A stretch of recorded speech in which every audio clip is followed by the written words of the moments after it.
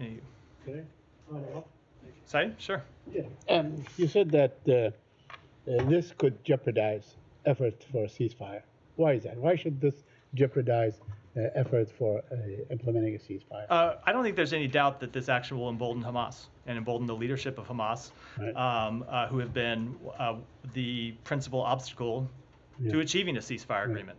So, Hamas a couple of weeks ago basically agreed to the American points for a ceasefire. It's not accurate.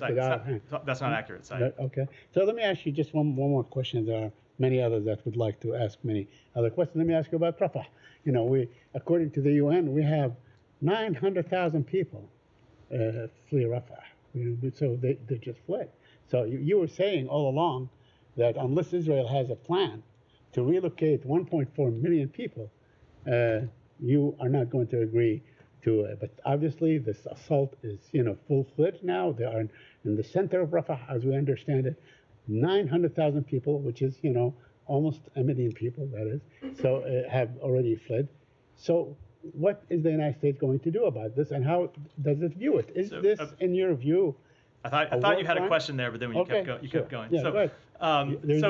With respect to how we view it, so we made clear that we oppose a major military operation in Rafah. We don't think that would be productive to Israel's security, either in the short term or the long term, and we think it would have a dramatic impact on the lives of the Palestinian people there and on the ability to get humanitarian assistance in.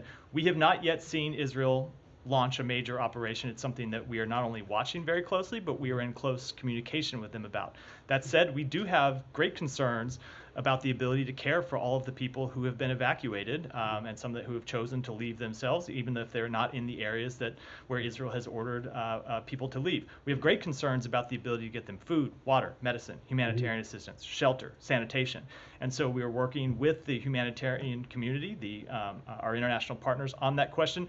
But we are also engaged in conversations with the government of Israel about this. The National Security Advisor to the President was in Israel this week, meeting with the Israeli government. I will leave it to the White House to speak to those meetings largely, but it is our goal to try to prevent a major operation that would have such a deleterious humanitarian impact. Okay, and my final one on the issue of the crossing at Rafah.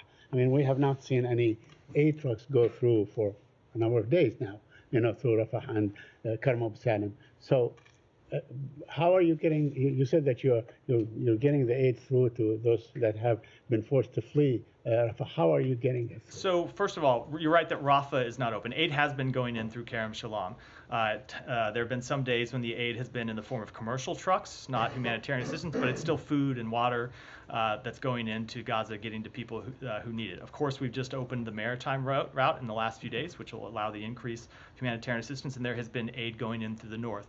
That said, we want to see Rafah open as well, and we have been engaged in discussions with our Israeli counterparts and with our Egyptian counterparts about how to effectuate that, and it remains a top priority for us. Is it likely to open